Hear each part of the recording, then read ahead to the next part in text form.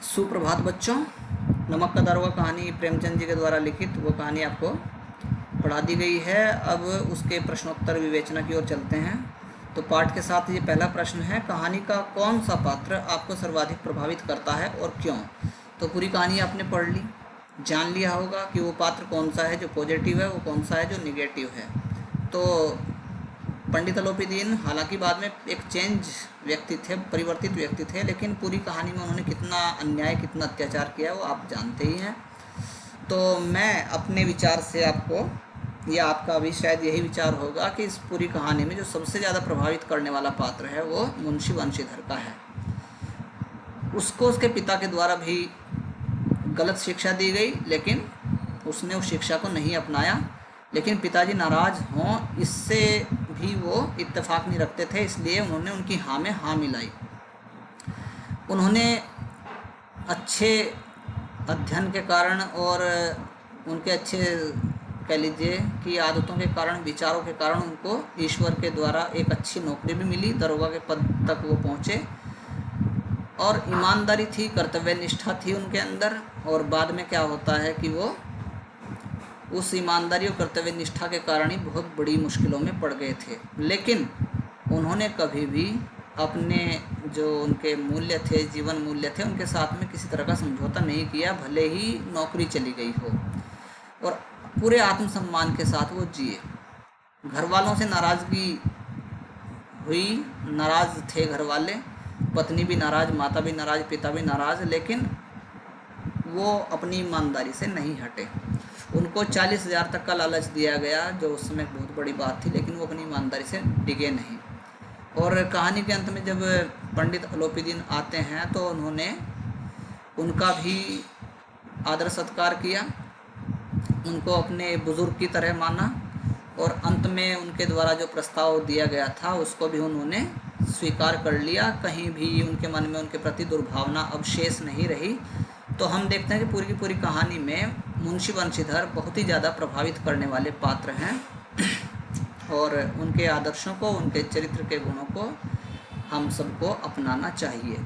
तो प्रश्न संख्या 2 है, नमक का दारोगा कहानी में पंडित अलोपीदीन के व्यक्तित्व के कौन से दो पहलू। बहुत इंपॉर्टेंट क्वेश्चन आता है एग्जाम में कि उनकी दो पर्सनालिटी आपको दिखाई देती हैं पंडित अलोपीदीन की। एक तो वो कि वो बेहद अहंकारी हैं और नंबर 2 के काम करते हैं, और अदालत में सब जगह उनका दबदबा है, और पैसे के बल पे वो एक अच्छे ईमानदार आदमी की नौकरी तक खा जाते हैं। तो ये तो उनका जो चरित्र है हमें ख़राब लगता है। लेकिन कहानी के अंतिम भाग में हम एक अलग ही रूप उनका देखते हैं पंडित अलोपीदीन का। अब उनकी जो पर्सनैलिटी है वो एक बेहद ही अच्छे इंसान की हमें लगती है, और हमारी धारणा भी उनके बारे में बदल जाती है। तो आखिरकार वो मुंशी बंशीधर के सामने प्रस्ताव रखते हैं कि मैं आपको अपनी पूरी प्रॉपर्टी का स्थायी मैनेजर नियुक्त करता हूं, और अपने शब्दों पे वो कायम रहते हैं। इसके लिए वो बाकायदा कोर्ट कचहरी से स्टैम्प पेपर लेके आए हैं कि तुम्हें घबराने की ज़रूरत नहीं है, तुम्हारा फ्यूचर अभी भी सिक्योर है, और पहले जब आप एक नमक के दारोगा थे उससे भी बेहतर मैं आपको फ्यूचर दूंगा, ऐसा वो वायदा करते हैं। अच्छी सुविधाएं दूंगा, ऐसा वो वायदा करते हैं। और इस सब का कारण क्या था बच्चों, अगर मूल में जाएंगे, वो था पंडित अलोपीदीन ने खुद ये देख लिया था कि ये कितना ईमानदार लड़का है, कितना कर्तव्यनिष्ठ है, कितना कर्तव्य पालक है। इस वजह से उनके प्रभाव में वो इतने ज़्यादा आ गए थे। तो हम कह सकते हैं कि एक बुरे गुण वाला व्यक्ति भी अच्छे गुण वाले व्यक्ति से प्रभावित होता ही है। तो इस तरह से हम पंडित अलोपीदीन के दो अलग अलग व्यक्तित्व इस पूरी कहानी में देखते हैं, और दोनों ही अपनी जगह इस कहानी के विकास में ज़रूरी भी हैं। तो प्रश्न संख्या बच्चों 3 पे चलते हैं। कहानी के लगभग सभी पात्र समाज की किसी न किसी सच्चाई को उजागर करते हैं। निम्नलिखित पात्रों के संदर्भ में पाठ से उस अंश को उद्धृत करते हुए बताइए कि यह समाज की किस सच्चाई को उजागर करते हैं। तो वृद्ध मुंशी जो हैं वो समाज की किस सच्चाई को उजागर करते हैं कि हर पिता चाहता है कि उसके बच्चे की नौकरी तो लगे, लेकिन ऐसे भी बहुत सारे पिता हैं जो समाज की सच्चाई को उजागर करते हैं, जो यही चाहते हैं कि बच्चा ऐसी नौकरी करे जहां नंबर 2 की ऊपर की कमाई हो।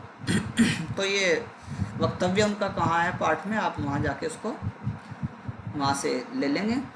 उसके बाद दूसरा है वकील किस तरह के हैं। तो समाज की किस सच्चाई को साबित करते हैं वकील, कि वकीलों का काम होता है अपना जो उनका क्लाइंट है उसके लिए लड़ना, और चाहे उसमें कितना झूठ उनको बोलना पड़े वो झूठ बोलने से गुरेज, यानी झूठ बोल के एक अच्छे इंसान को भी वो जानते हुए भी कि हाँ वो इंसान अपनी जगह ठीक है, ये जानते हुए भी एक अच्छे शरीफ इंसान को वो सज़ा दिलवा देते हैं। तो ये समाज की सच्चाई है।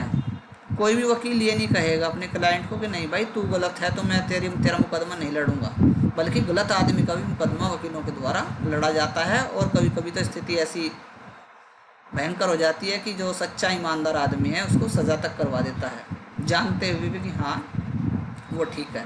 तो उसके बाद बच्चों शहर की भीड़ के बारे में आपको वक्तव्य देना है, वो कहाँ है स्टेटमेंट वो आपको निकाल के देना है, इस पार्ट में से ही उस अंश को उद्धृत करना है। शहर की भीड़ आपको पता है हिंदी में मुहावरे हैं, थाली का बैंगन और बेपैंदी का लोटा।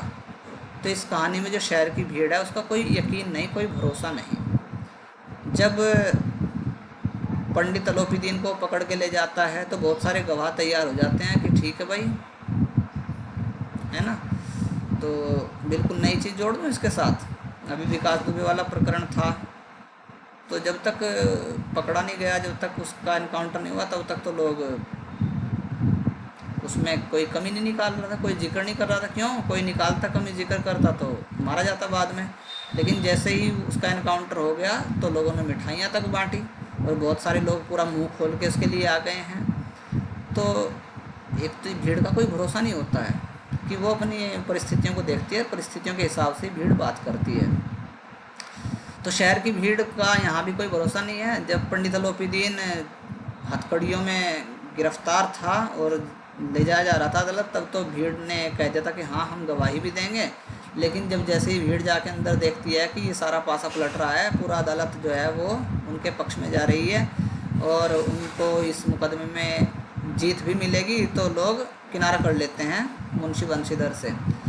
तो कुल मिला के क्या कह सकते हैं हम, बाद में वो करते हैं कि जयकार पहले करते हैं वंशीधर की, और बाद में बेचारे जब वंशीधर उस कोर्ट से बाहर निकलते हैं तो उनकी तरफ नज़रें चुराते हैं लोग। तो ये घटना दर्शाती है कि भीड़ का कोई यकीन नहीं होता। तो प्रश्न संख्या 4 है कि निम्नलिखित पंक्तियों को ध्यान से पढ़िए।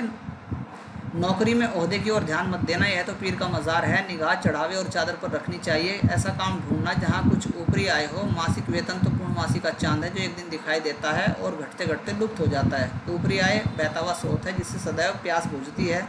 वेतन मनुष्य देता है, इसी से उसमें वृद्धि नहीं होती। ऊपरी आमदनी ईश्वर देता है, इसी से उसकी बरकत होती है। तुम स्वयं विद्वान हो, तुम्हें क्या समझाऊं। तो बच्चों ये किसने कहा था?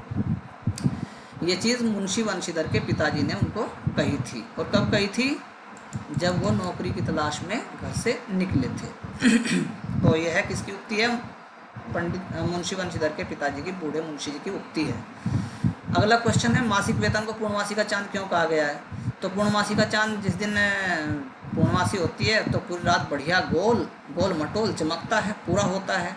तो मासिक वेतन भी जिस दिन आता है ना अकाउंट में, उस दिन तो पूरा होता है 60,000 70,000, लेकिन एक एक दिन करके वो फिर वो घटना शुरू हो जाता है और स्थिति आ जाती है अमावस की रात्रि की भी।